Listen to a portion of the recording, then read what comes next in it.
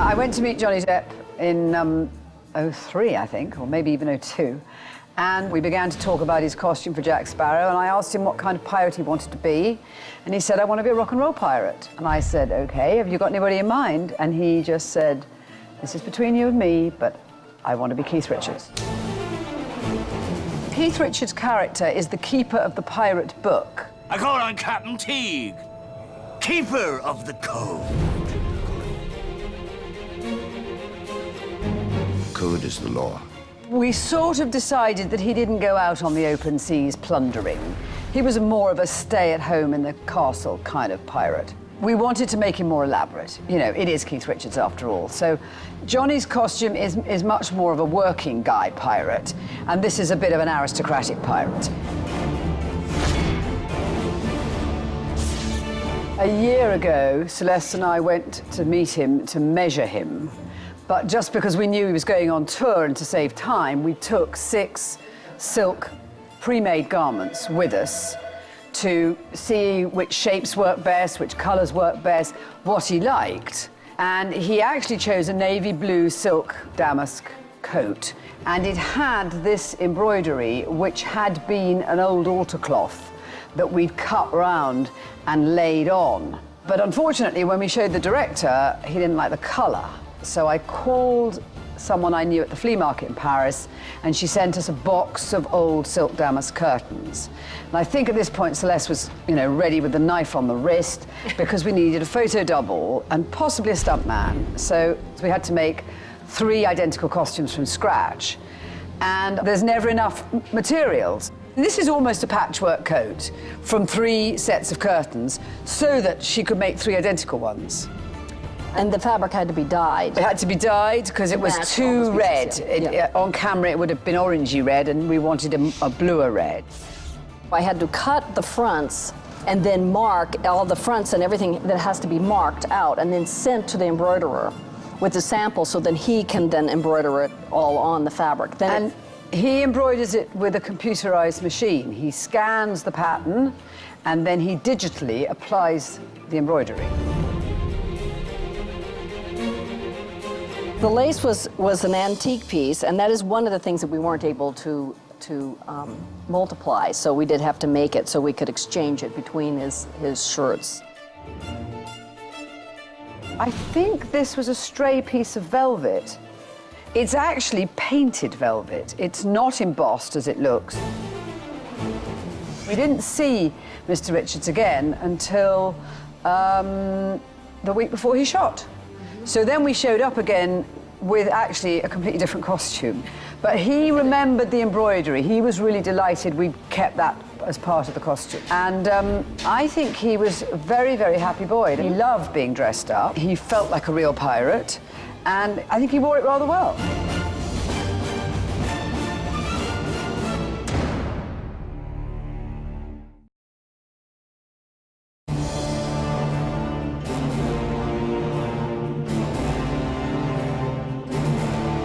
Welcome to Singapore.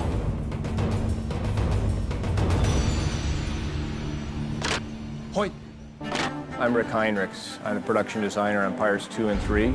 We're on the set of Singapore. It's a set that is sort of kicking off our Pirates 3 shooting. The actors are coming tomorrow, so it gives me a time to come in and kind of give you an idea of what we're doing here. In the process of working with Gore, we get a sense of place and character from him. We'll come up with conceptual drawings which actually just give a feel to the place. One of the earliest drawings we did was a picture of a woman in a boat under a forest of stilts that described the water-based introduction to Singapore that we had in mind. And it was kind of from that inspirational sketch that we took things to the next step and the next step. We're at the Bridge of Sighs corner of Singapore. I call it that because we've got these wonderful sort of crowning bridges that overlap across each other. This is where Elizabeth first enters the set. It's a good way of seeing from the water level how the huts are towering over you. The forest of stilts underneath it gives you a sense of how sort of rickety everything is and reinforces our sense of unease and exoticism that accompanies her entry into this world. Singapore is actually geographically in a crossroads of Asia, and at the time that our movie takes place, there were a lot of influences from the area, Indonesian influences, Chinese, Malaysian. Behind me is one of the land-based alleyways that characterize our architecture here. A lot more of this architecture is actually elements that we have pulled out of a lot of Chinese reference from the 18th century, 17th century. The marketplace and the human activities and restaurants and feeding and all of that go on as a background to the action that we're going to be having. We like to strive for as much reality as possible. Spices and mushrooms and fennel and sugar and cinnamon, and we've also got a great deal of fish and crabs. Some of them are fake and some of them are actually real fish. Something like this, I mean, you just can't manufacture that. The bathhouse is kind of a nasty example of hygiene. We've got a lot of mushrooms growing out of the tubs. There will be a lot of people, in fact, with mushrooms on their shoulders and covering their faces. When the water comes out, we'll add some thickeners to it and color to it, and it's going to look rather unwholesome. The main Chinese pirate is played by Chow Yun-fat. This is going to be his spa with a sense of a history and an imperial dragon behind. Give him a sense of majesty and command. More steam. We knew that we were going to need to have steam coming up through them, that there were going to be gaps between the boards. Allowed us to kind of have fun with the character of the boards. So one of the fun things that we did was design the entire floor to have a meandering, planked look to it. We're down underneath the bathhouse now. This is where all of the steam gets pumped into the bathhouse. There's a big boiler here. All the pipage you see is delivering water to the tubs and steam to the air and oil and everything wonderful for our day spars up there. The fun that we had with this is just, once again, creating a sense of moisture and fungus. And in fact, I'm looking around, I'm thinking we need more mushrooms down here. This is a good place for more mushrooms. So I'll be giving that note to somebody right away. It's just been a wonderful design process and such a pleasure to actually stand on a set with all of these kind of primal, natural forms of life, water, stone, wood. I just don't often get the opportunity to work with those things in such an integrated and splendid way that I feel that the set's turned out as.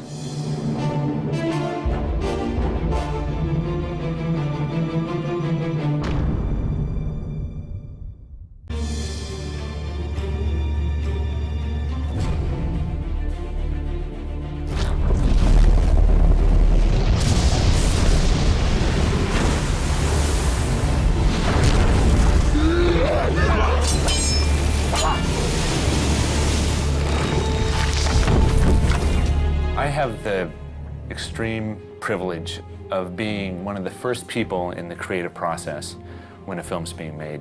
What I'll do is come in and sit down with Gore and he'll describe scenes, characters, and it's usually something that needs to be developed and conceptualized because it doesn't exist in our world. Maybe this look and this could be combined, you know, so that he's holding this with, you know, with the right hand. Pirates 1 had the cursed pirates, the skeletons. In 2, one of the first things that he said was, you know, we got to come up with the new curse. And one day he had scribbled a little drawing. It was just like a little pirate with a clamshell in his eye. And he goes, I'm thinking like this, like what if they were just kind of living on the bottom of the ocean all this time? Initially, you know, when I was designing these characters, it was just kind of a conglomeration of, you know, shells and mollusks and sea anemones. we realized that we had to kind of start focusing on one element to really make these characters stand out individually. It's funny, you look at the expanse of the ocean, you think, oh my gosh, there's just millions of ideas, but there are only a few really good ideas, you know? A jellyfish head guy didn't quite work, you know, and sea slug face actually made it in, I think. I like sea anemone mouth guy. Because what did he say? There's something. The challenge becomes, how do you integrate, you know, certain elements into it and still make it look cool and not make it look like something goofy? So it was kind of matching the fish or creature to the body type and personality. You really didn't want to lose that human aspect because they were once people. And if they become too fish-like, then they just become too creaturey and you stop believing that they were an actual human being. The hammerhead guy, even though, you know, it's got a hammerhead, you know, head, the rest of the body still has that human aspect. To the captain's cabin! The pufferfish guy, you know, just half of his face is part of that fish, and the rest of his body, you know, was a lot of looking at Howard Pyle kind of paintings and that keeping the costume integral to what was going on and to the character as well. When we first started designing and talking about the cursed crew, Gore said, you know, we got to come up with the captain of this crew and the ship. And that was a very intimidating, you know, thought, because we knew he had to be bigger and command much more, you know, attention and power than the rest of these guys we were designing. I am the sea. One of the crew guys I'd come up with had some tentacles coming off of his chin. And Gore said, oh, that's kind of cool. It looks kind of like a beard or something. And immediately I thought of Blackbeard and, you know, how intimidating that guy looks with this big giant beard and this, you know, just this attitude. And an image popped into my mind. I said, I got it. I know what it is. And I went home and this was the drawing I'd done. Everything kind of fell into place, you know, giving him kind of a peg leg with a crab leg and, you know, one crab claw that he could kind of grab somebody with. Even the hat is kind of a different hat. It's got like horns, you know, devilish. Everything about him referenced something classic about a pirate captain.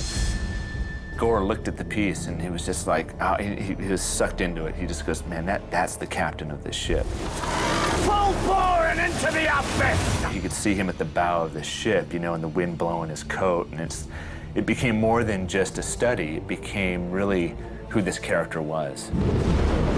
I cannot be summoned like some mongrel pup. I feel real blessed to be able to have a job and do what it is that I love to do. To me, it's a privilege. Anytime an artist can make a living at doing their art, when you get to work with someone like Gore, it does become an emotional experience, and you feel like you're a part of something that is going to be around for a very long time. So there's planks, you know, I don't know, play with it a little bit. Even though it's just a movie, you know, it means everything to me. And the pride I feel when I see an actual drawing, you know, projected on screen, the way I drew it initially is just, it's the biggest form of compliment you could possibly ever get.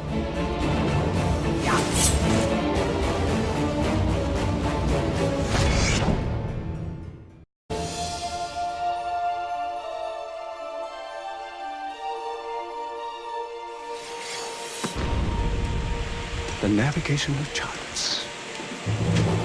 It's called a Chinese allegory map, or the Sao Fang map. Sao Fang has these. He hands them off to Will at Singapore. That's the charts. It plays a very key role because it's the whole reason they get to find Jack Sparrow. It's basically a map to the other world, to Davy Jones' locker. The route to the farthest gate. Is it solving a mystery? We want our saying That's why the map was created. Yeah, that's right. That's the moment. We had a big meeting. Gore knew it was important, so Gore brought everybody into the room. Crash and Chris and Rick and John and everybody, and we threw out all these crazy ideas, like maybe it's lit from underneath and it projects stars, maybe it's an origami, maybe it's the globe that expands from a Chinese lantern. One of the references was sort of a ring type map that everybody liked. But at the end of the meeting, we're like, let's go with the globe idea. It's like, okay, the globe. I went and I got a Chinese lantern and I started painting on it, and it started feeling like a National Geographic crafts project. It didn't have the coolness of like a big map. And it just looked dumb. It just didn't work. So, this is not necessarily the illustration, but it's just like the feeling of having a cool map. So there's an area on the map which is the physical world, but then beyond that, I was thinking it needs to have realms that aren't in the physical world. It's almost like a big combination lock. It looks one way, you turn it, it makes sense to something here. That's right. But then when you only rotate one section, these still make sense, but it adds another element. In a way, it's like, you know, the 9 rings of Hades, but it's much more physical. It starts, the middle of the map would be literal geography, and then it starts to expand to realms that are a little more metaphysical. This is the real world, this is the inner world, this is the transition between the real world and the dead world. Now you're in the dead world. How do you get out? By the end, you get out into this celestial realm. It's not getting to the land of the dead that's the problem. It's getting back. Gore knew he wanted a shot of a phrase being revealed. What's cool about this kind of writing, that's maybe the thing that you should rotate, is this kind of writing written over a line. And I was thinking, but if it's so obvious that it's the same typeface, that's not much of a secret, because that clearly would line up. And I thought, oh, well, you disguise it as Chinese. So when you rotate them together, it becomes English. But, but before that, it looked Chinese. Nice. They are rotating the rings and trying to line different rings up to reveal phrases. As you rotate this, it's just that simple. And he loved it, but he was like, shouldn't, when the rings turn, shouldn't the shapes of the countries become something else? And I thought, yeah, it should become a Chinese dragon. And then I just started doing a bunch of tests. I cut out a bunch of rings and just started drawing and seeing how interesting shapes would line up with each other. Sometimes the land formations line up just to be land formations, but then sometimes they line up to actually be magic shapes. Oh, here's something else that's cool, is the dragon. You see the dragon that forms now? This is actually real blood. I poked myself, so I just thought I'd dip it. And then I augmented it, I think with, this is ink, but some of this is real blood, and then you can, these are actually my fingerprints in blood. So my blood went into this map. Originally, we were hoping to actually make a paper version of the map, like origami, that would turn. You know, with the humidity that we have down here, it's just a lot of the challenge we had was to, you know, find something that wasn't gonna be affected by the elements. So we have these brass rings that all lift up like that. Yeah, it seems way more complex than it should be, but once you realize that the weather can affect it so much, you get to a point where the rings probably wouldn't turn anymore. It was ridiculous. Don't ever do that at home. The map has a few close-ups, so we had to create the entire map fully detailed in all areas because certain secrets are revealed. See, the problem, you want the eyeball to be the solution. The actual rolling answered the riddle. The eyeball rolls past, yes. We tilt up, you're kind of zoned out, and you then reach down and turn this. This is sort of a crucial part because we knew that it was gonna sort of become something else. Up is down. Well, that's just maddeningly unhelpful. He also notices that the boat itself in the center, if you turn it upside down, that sort of inspires him because that's a clue in itself. And that's where you turn the inner wheel. This ship goes upside down. Yeah. Not sunset. Sundown and rise. If you're clever enough, if you study it enough, it will take you to places that you can't get any other way. We're good and lost now. For certain, you have to be lost to find the places can't be found. And that sort of is a whole theme in Pirates, which is the more modern the world gets and the more efficient it gets, we start losing some of the magic and losing some of the connection with these metaphorical realms that humans used to be able to go into a lot more easily than they can today. Gentlemen, I wash my hands of this weirdness. Now up, down.